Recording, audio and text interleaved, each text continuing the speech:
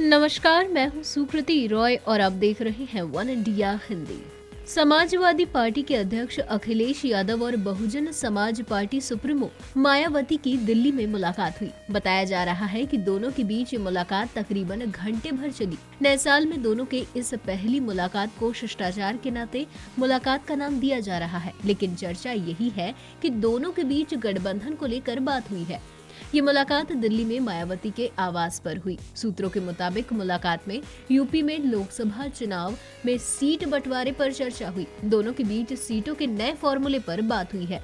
सूत्रों के मुताबिक समाजवादी पार्टी उत्तर प्रदेश की 35 सीटों पर और बसपा 36 सीटों पर चुनाव लड़ सकती है।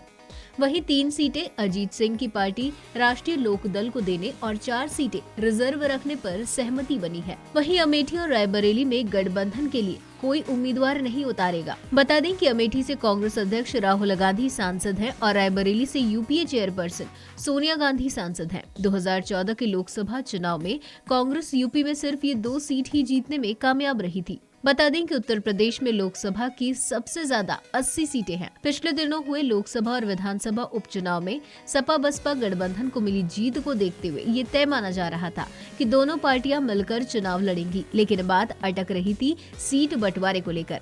आमतौर पर गठबंधन को लेकर जो फॉर्मूला तय होता है, उसमें जिस सीट पर जिसका कब्जा होता है वो उसी को मिलती है।